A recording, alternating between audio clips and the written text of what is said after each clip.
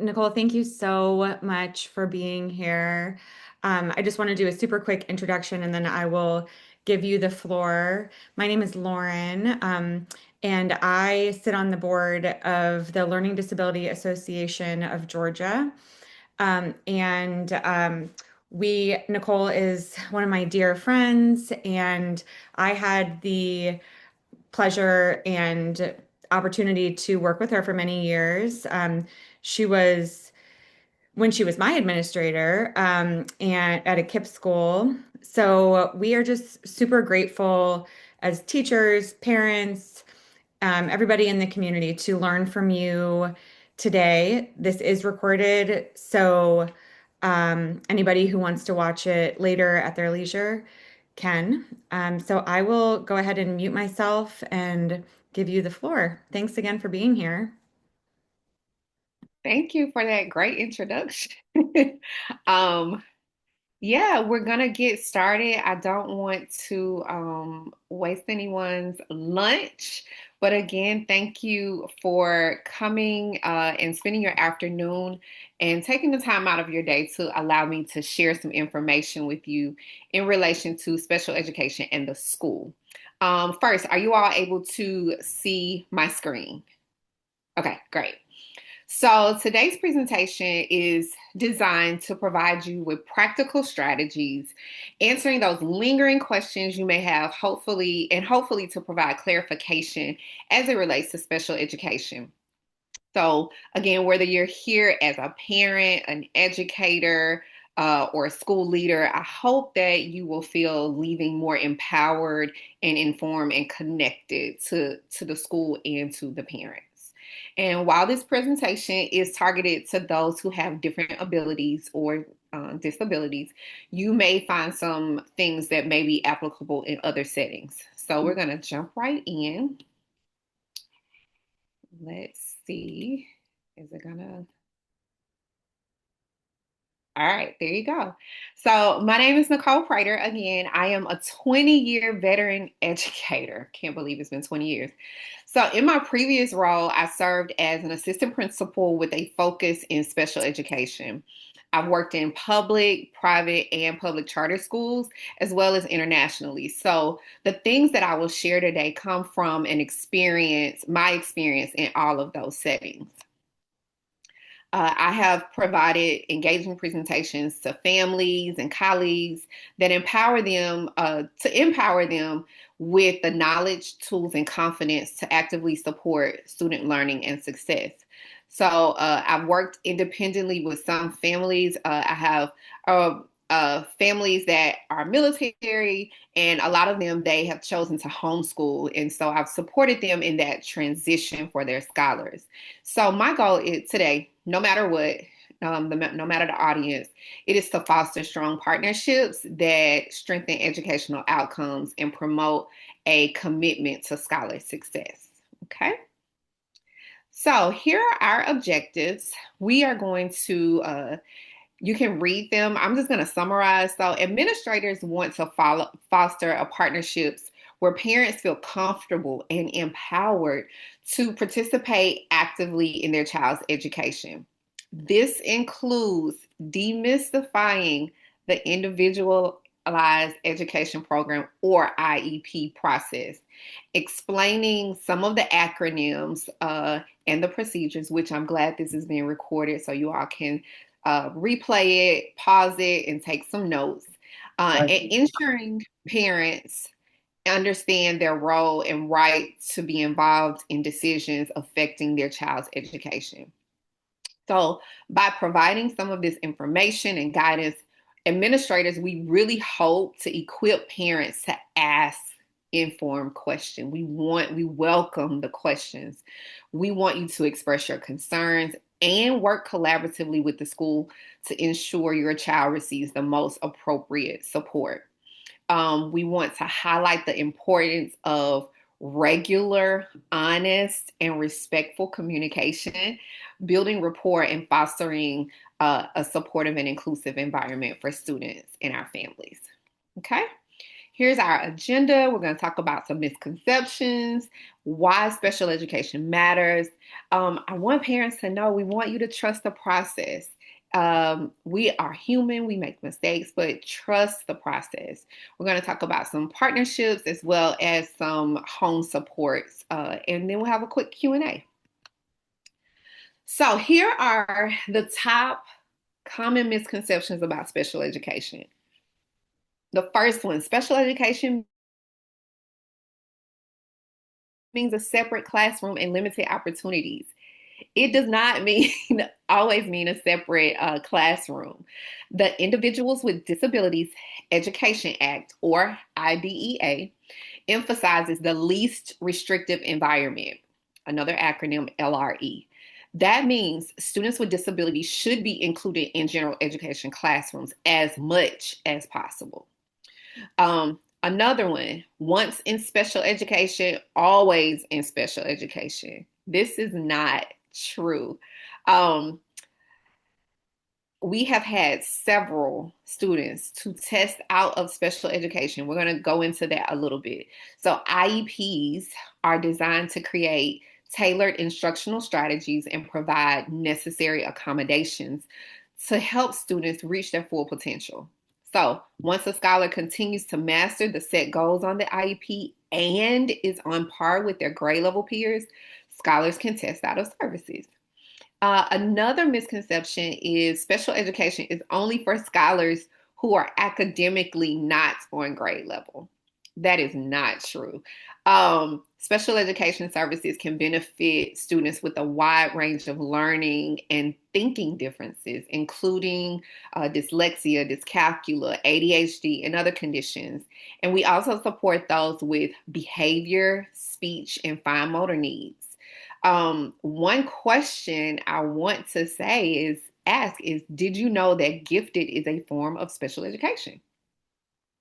So just some nuggets to know.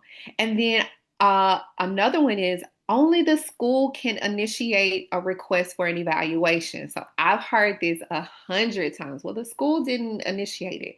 Well, guess what? Parents can request an evaluation for special education services at any time, as you know your child best. You are your child's first advocate.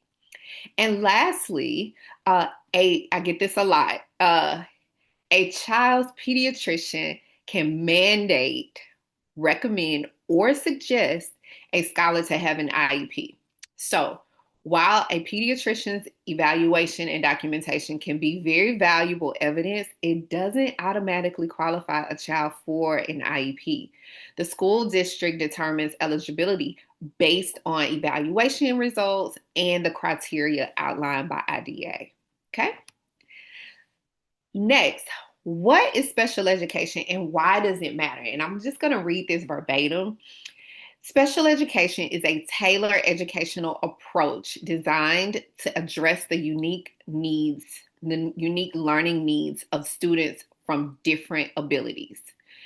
It involves specially designed instruction, related services, and accommodations to ensure these students have access to a free and appropriate public education, which also is known as FAPE, within the student's least restrictive environment.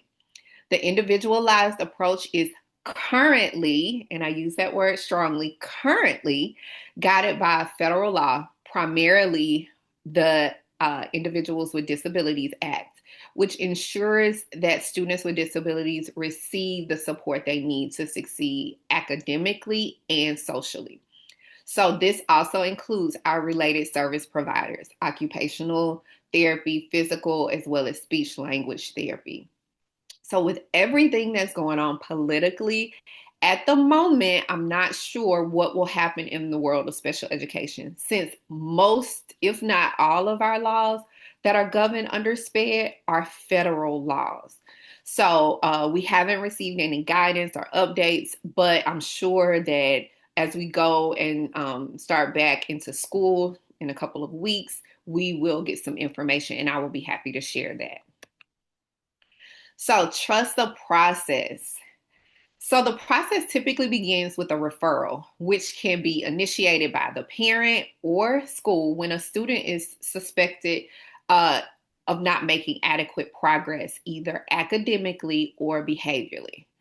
Once this request is made, this part is important, the team has 10 days to hold an actual meeting with all team members to discuss the concerns.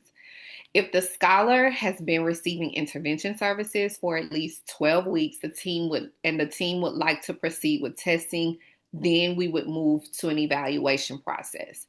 It is important to know that the 10 days is a law. Okay.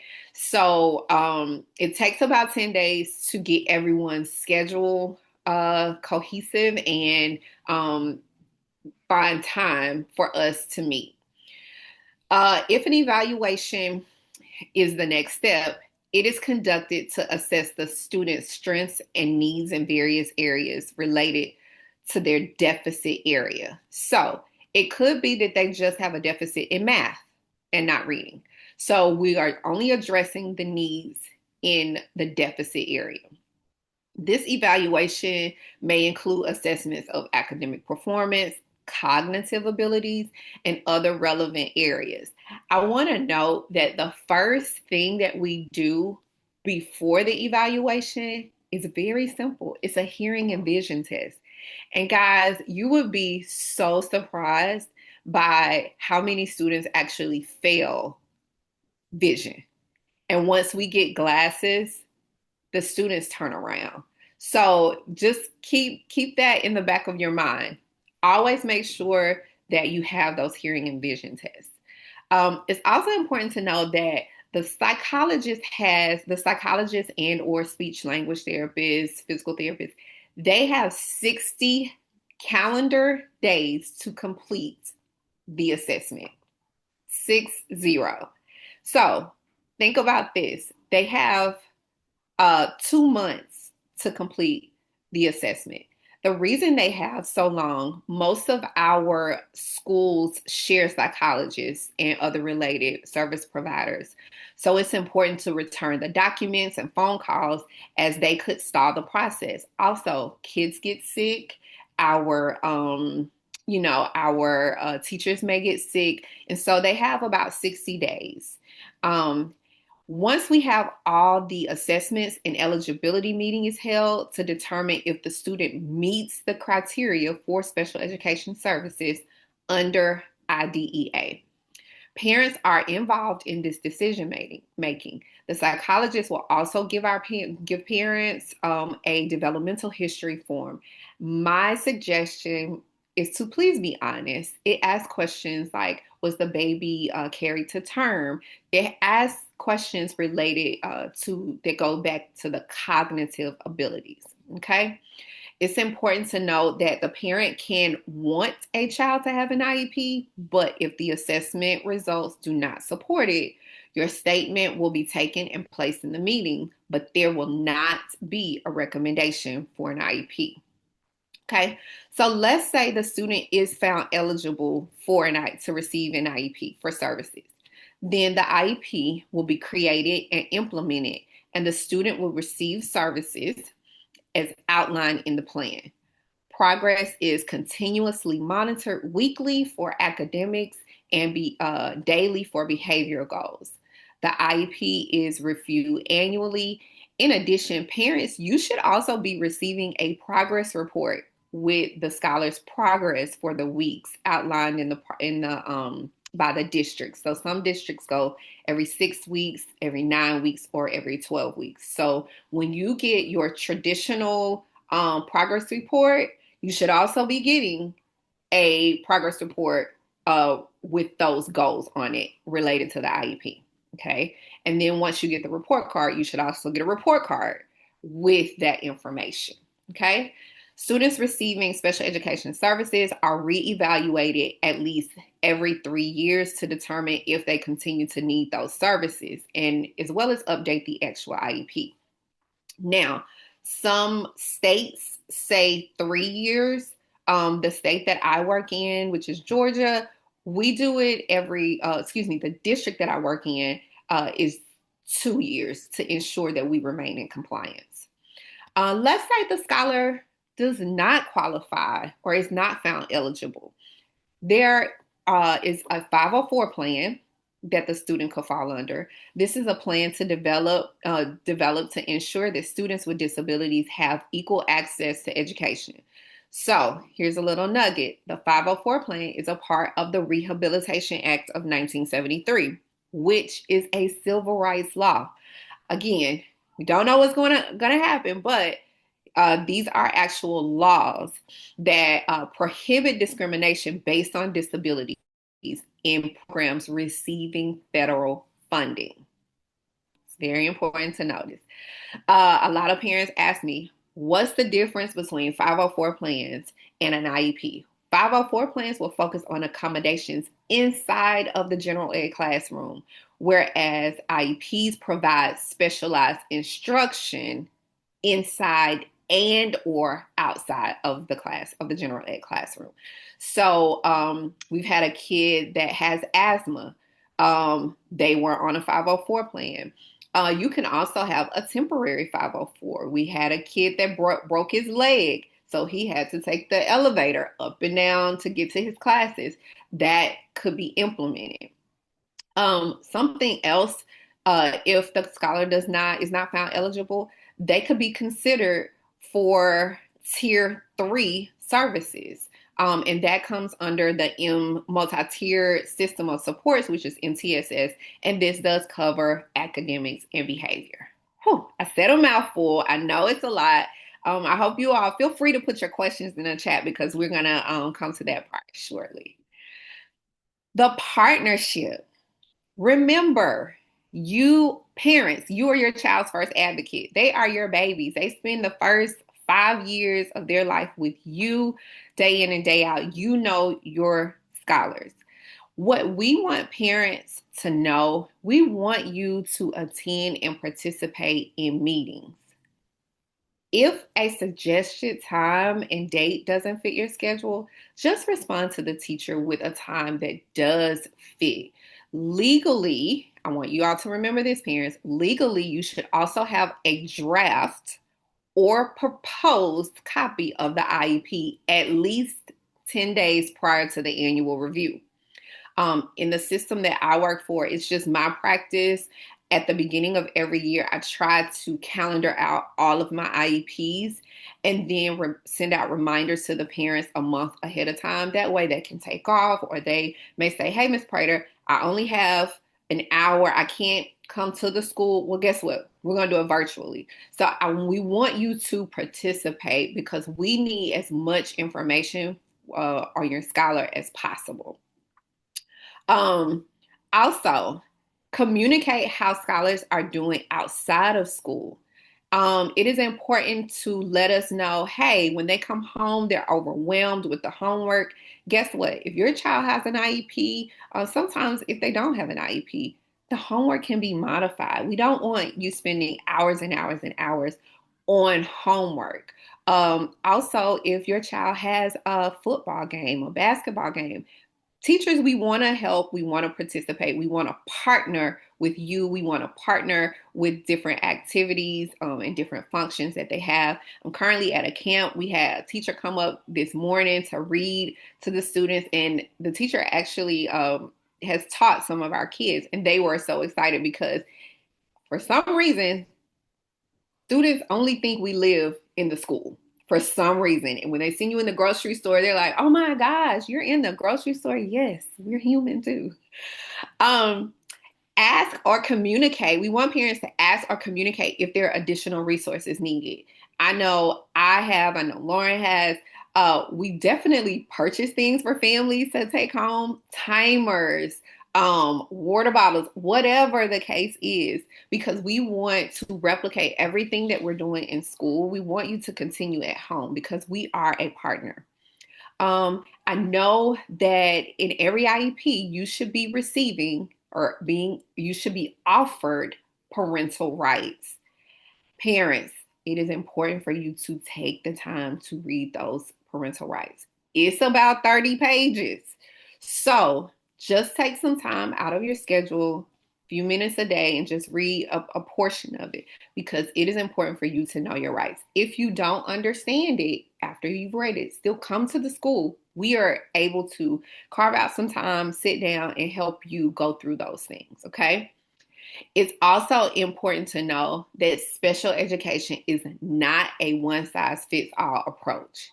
It is about tailoring instruction and supporting to meet the unique needs of every student with disabilities. If you have a scholar that's in a special ed classroom and a teacher has 7 kids, there are 7 different IEPs. Now, some of those needs could be similar, but the teacher has to tailor their lesson and supports to meet the needs of every scholar. Okay. Here are some supports at home. So as we begin to wrap up, these I've found could be beneficial. So children thrive on structure. Whatever that looks like in your home, create it. Make a daily routine. It could be a Monday through Friday routine. It could be something like every Wednesday you go to the library after school. Something as simple as a morning routine. If your child forgets, it's okay. Put pictures up. Look, make it a fun activity. Go through some magazines. I think I'm dating myself by saying magazines, but go through magazines and create a visual schedule and have them cut it out. Have someone waking up, have someone making their bed, brushing their teeth, getting their shoes, their clothes on. Create some type of structured routine. It is important if that routine is broken. If you have a scholar that has that morning routine and something is off, just send a quick text message to your teacher so that we know something is going to come in off and we can do some things on our end to rectify that and to make the scholar feel more comfortable. Schedule time with your child's teacher to come in and observe how the teacher works with your scholar. Many teachers will give you duplicates, as I stated before, of resources to continue the learning at home. Again, don't be afraid to use visual timers. You got a timer on the stove. We have timers on our cell phones. Also, a speech therapist told me this: place the caption on your TV during your child's favorite show and have the scholar read it out loud. So it increases reading. Also, go to the library, read recipe books, and cook together. That covers math and reading, comprehension, vocabulary, plethora of things. The biggest thing is to look at the IEP goals and try to incorporate them into your everyday life. This makes it meaningful to the scholar and it helps them to internalize it more, and you will be surprised how much more successful they are. For outside activities, be honest and open about your scholar's ability level. We have a lot of kids that play sports, so we also invite coaches into our classrooms and they sit and they learn how we teach or instruct the scholar, and they take that and they go back into their specific sports and they teach the scholars and they do become better. I've seen it. Vice versa. I've gone to different practices and I'm learning, okay, this scholar does this, this, this. And so they love basketball. Guess what? I'm going to tailor everything to basketball. It's not a problem. Same standard, just a different way of presenting the activity or the skill. Explore your city. Every city has things for children. Do your research to determine what your city has to offer. I do know that AMC theaters nationwide have sensory friendly films. They also have some sensory pop-ups.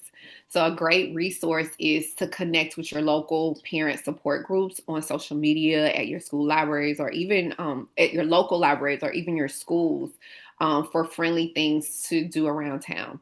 And then last, please, parents, educators, retirees, prioritize your self-care. You have to put your oxygen mask on first. Plan some time for you, even if you have to. I've told my homeschool parents, even if you have to wake up 30 minutes early and just have that time to yourself where it's quiet, or you want to read a book, you want to pray, you want to just set the tone for the day, or at the end of the day, you want to journal. Be reflective. Take time for yourself. You can't be good to your scholar or to anyone else if you're down, if you're sick. So that is one important thing to do.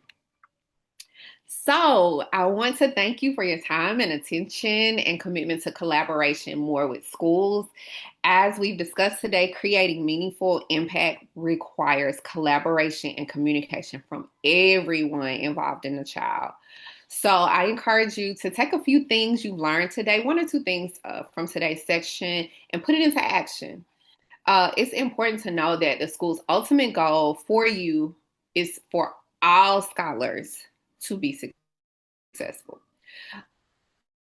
If you have any questions or thoughts or want to continue the conversation offline, I'd love to connect with you. Here's my information, MP Consultants. Again, my name is Nicole Prater, and I want to thank you. And so, Lauren, I don't know if you are able to see the chat. I'm going to stop sharing, but now is a time for our Q&A. Thank you so much, Nicole. I'm really glad we recorded this because there was so much great information in there that I feel like I could definitely watch it again and just to digest it a little bit more, you know. So I'm sure that people will also take advantage of the fact that this is recorded. Somebody in the chat, Miss Flowers, asked just how to get a copy of this video. So just to let you know, for everybody who registered. I'll send the recording link, and I'll also share our YouTube page, which has this presentation and past presentations that have other resources for families, educators, and you know, while this is the Learning Disability Association of Georgia, you know, we know that there are families all over the country who would really benefit from knowledge like Nicole's. So most of this is applicable to anybody if you want to share this with your family and friends who live in different areas. And Nicole, you can kind of touch on this further, but there are different laws that apply in different states. So if people have specific questions about like IEP regulations and timelines, um, maybe they can even reach out to you and just ask you you know, those specifics. But yeah, so I have a question, and I guess I'll just kind of roll off. If anybody needs to log off, that's fine. We're going to continue recording, so you'll be able to catch this Q&A later, but feel free to stick around also. But I'm in private practice in education still. And one question or concern that I get from a lot of the families that work with us is just feeling like a disconnect Mhm. when they're trying to get support for their students, you know, and they feel that disconnect in the school environment. And I think a lot of times it's because it can just feel really intimidating for Mhm. parents who might not, you know the ins and outs of special education. And then all of a sudden they're in this big room with, like, I mean, I don't know how many educators are in an IEP, you know? Yeah, it can be a lot. Yeah. So, I guess this is kind of a two-part question. Like, do you have any advice for those parents who are maybe just at the beginning stages or wherever they may be, but just feeling overwhelmed? And then, also, do they like, do you have any advice for if the parent and maybe the case manager just like aren't really seeing eye to eye on the IEP? Like, what would you suggest that they do? Absolutely. My first thing is to just schedule some time, um, because I know a lot of times parents are frustrated, and so they just come into the school and they want to speak to the teacher, and rightfully so. But we have a schedule, just like you all have a schedule, just like parents have a schedule. So my suggestion, I give my number out, I give my email out to all of my parents. Just schedule some time to sit with the teacher.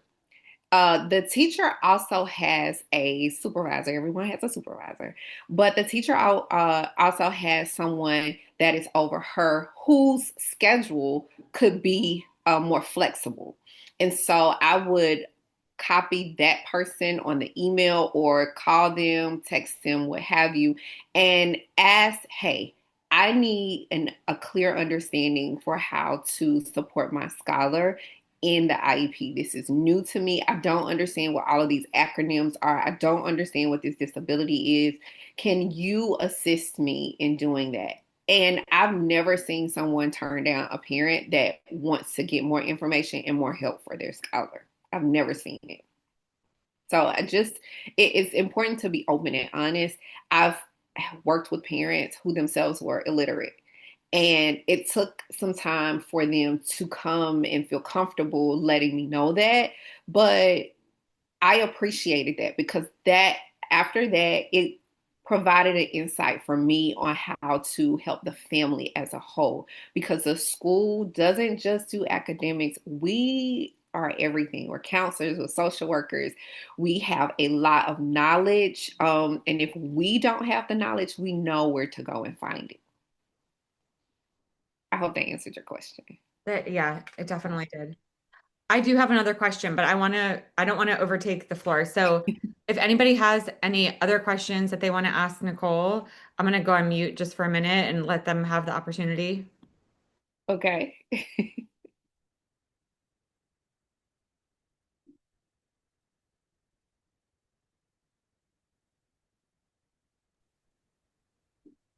I'm back. And this is not like your last opportunity to ask questions. Nicole is, known for being an open book and like always having an open door, which I so appreciate. And I know families do too. So if you have questions, reach out to her.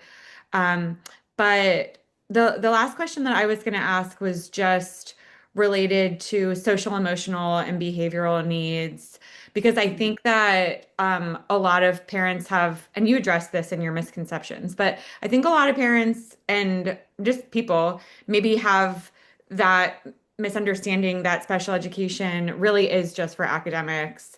So, like maybe for families who have behavior concerns but really haven't gotten the support, like could you just talk a little bit about I guess like who provides that support and have you seen it be really effective? I mean, anything you want to share about that? Yes. So, in my presentation, I talked about the least restrictive environment. So the least restrictive environment is general education. So we always want to keep the scholar in general education as much as possible. If they become a danger to themselves or others, then we will have to take additional measures. When parents come to me with challenges for social emotional, my initial referral will always be the school counselor. School counseling is different than from when we were in school. A lot of the school districts, the counselors don't have the capacity to go in and have a social emotional lesson. So they try to embed it into the curriculum. Sometimes it works, sometimes it doesn't. Sometimes scholars need more individualized and one on one sessions. So, in those cases, in those parent meetings, I will always bring in the school counselor and the social worker if needed, because a lot of things may be happening in the home environment and the social worker is able to address those things. So, again, initially, I will always go to the school counselor. If there are more needs that need to be addressed, then every county or every district has a department that works with behaviors. If you're dealing with those scholars with autism, there's a autism behavior specialist in most, if not every county, in every state. So I would also connect them with that person or with that department so that we can figure out what's going on. Within the school, we will do a functional behavior assessment, and it talks about what happens before the behavior, what happens during the behavior, and what happens after the behavior. And this gives us, okay, well, before the behavior, they start tapping. So as an educator, I'm gonna say, "Ooh, I see Nicole over there tapping. I think she's about to have a moment. Let me get her. Let's go run an errand." Or I think she's overstimulated. Let her jump on the trampoline or do some jumping jacks or lead the class. Because guess what? A lot of these scholars, they're very, very bright and they're bored in in classrooms. So play on their strengths. It's important that teachers know the strengths of the scholars in their room and we play on those things. And so I hope I answered your question, but definitely getting the school counselor involved because it is not just on the teacher, it's not just on the parent. It takes a village. Thank you. That did answer my question. I appreciate it. I think that that's going to be helpful to a lot of different parents, educators, everyone in all different realms. We'll leave it open for any more questions for a minute. I do have a question. Hi, Nicole. How are Hi, you? good. I'm the director of a preschool program, and we have a lot of preschoolers that have social, emotional, and behavioral challenges. And generally, we refer them to TEIS. However, they don't really address the behavior part, the social emotional part. And so we refer the parents to the child's pediatrician. And a lot of times we have pediatricians that will not diagnose autism. We see all of the signs and the symptoms and everything, but the doctor refuses to enter a diagnosis of autism for those children, and we're stuck trying to figure out, where can we get services for this child. A lot of the programs that we have locally, they have waiting lists. And Mhm. so we can't get those children into those programs. So, what do you suggest that we do in those instances to help those children and those families? I definitely know what you're talking about. Because you are in a preschool, it's a bit Hmm. tricky. Yes, Um, Doctors do not want to diagnose prior to the age of 3. right. Hmm. And we have a lot of scholars entering into kindergarten because my previous district started kindergarten, um, not having any services. Um, Parents have to go to their doctors and say, I need my child to be evaluated. It's not a want, it's a need base. And when they go, I would definitely say, here, parents, write down what you're actually seeing. Also, take referrals or whatever from the school, from the preschool program to your doctor because it is important that you have your documentation. When you for preschool, I will definitely because now you piqued my interest, so now I have to do my research. But there are, I know in Georgia we have like the Marcus Autism Center. Um, it's close, but it's not. But I am also wondering if we could partner with them to see if there is something that they could do. And the reason I'm saying that when I taught internationally, there was no psychologist on staff. There wasn't anything. And we ended up partnering with Cleveland Clinic. They had an international site there and we started sending parents there and that is how we were getting kids evaluated. So let me do some research. I have your contact information. Yes. Yes. Miss White, I just want to jump in as well. I put this in the chat, but private evaluations are also they're often like, a great way if you need something quickly because there's a lot of private evaluators who are usually child psychologists, but that can be really costly and most don't accept insurance. But I was just going to ask, are you affiliated with any type, are you a private preschool? We are a nonprofit preschool. You're nonprofit. Are you Hmm. affiliated with any counties? Oh, No, no. Mm-mm. okay. Um, well, because I was just going to say, I know there's in Georgia, there's a lot of pre-K programs that are like affiliated with the state. I don't know if maybe you Hmm. could reach out to your state, at, like maybe Department of Education in your state. Um, and they, I'm sure, have psychologists that are contracted out to work with the littles. I'm not sure of specifics, but that might be another avenue. Okay. All right. Thank you so much. Thank you for your question. And yes, private evaluations, I want to piggyback off that. Private evaluations can be costly. And like she said, they do not take insurance. So that's why we really urge the parents to go to their pediatricians because of that reason. Or if, I mean, and granted, we always want to push early intervention, like to have these, have as much support as early as we can. But if they had to wait until kindergarten when they were in the public school system, then they would be like the school psychologist would do the evaluation, right? Yes. Also, and I know I'm thinking it's like that in Tennessee. In Georgia, kindergarten is not a required grade.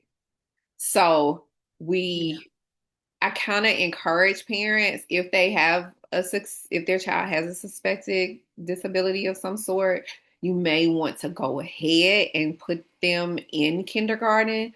But I'm not sure if it's like that in Tennessee. I don't think so. Mm-mm. I think I don't think so.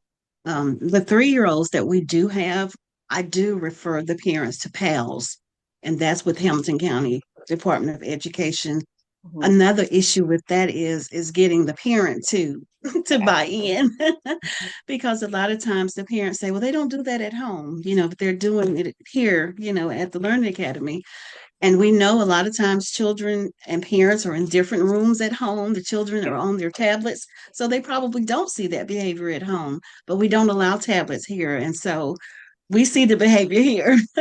Yes, Yeah. schools are very structured, and Mm-hmm. some scholars they do perform differently at home than they do at school because Mm-hmm. it's unstructured at home. Right. Mm-hmm. Why I talked about it's very important for there to be some type of structure in the home Mm-hmm. environment.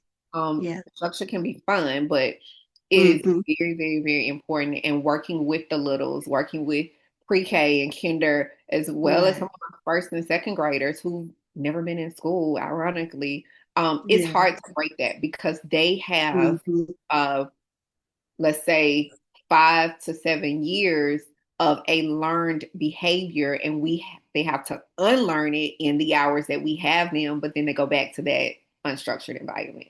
So that's why I always welcome parents, hey, come in, you don't even have to sit in the room, just peek through the door, and let them see how we structure the classroom environment and how we can structure it in the home environment. Take that same thing and put it in the home environment.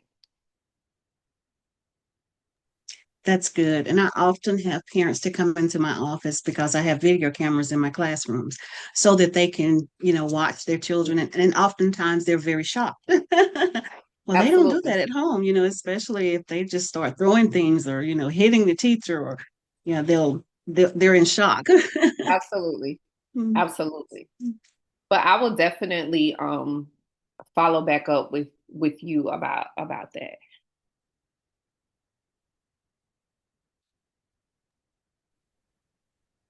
All right. Well, thank you so much, everyone, for attending. Thank you so much, Nicole. This has really, really been super enlightening and helpful. So just again, my name is Lauren. I'm with the Learning Disability Association of Georgia. We do these webinars monthly with incredible, professionals like Nicole. And so just keep an eye out, maybe follow us on Facebook if you're interested, or just for more support and resources. There's a lot of great stuff out there. Um, Nicole, if you just want to maybe put your share that last slide one more time for your email address.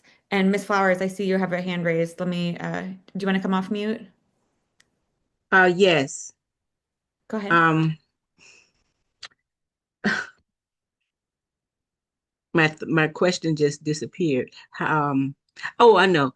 Will this part of the video also be sent with the link, of the presentation, the as question and answer part? Yes, ma'am. I haven't stopped recording yet, so the whole thing will be included.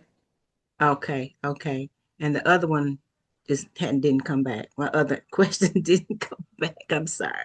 I know that happens to me too. Don't worry. Well, you have Nicole's email address right there. If Nicole, if there's anything you want to say to wrap it up before we close out. No, I just thank you all for coming. Thank you for meaningful conversations. I think just my takeaway that I want everyone to leave with is to be open, be collaborative, because ultimately I do believe every child can succeed. Um, it just looks different for every child because no two people are the same. Hmm.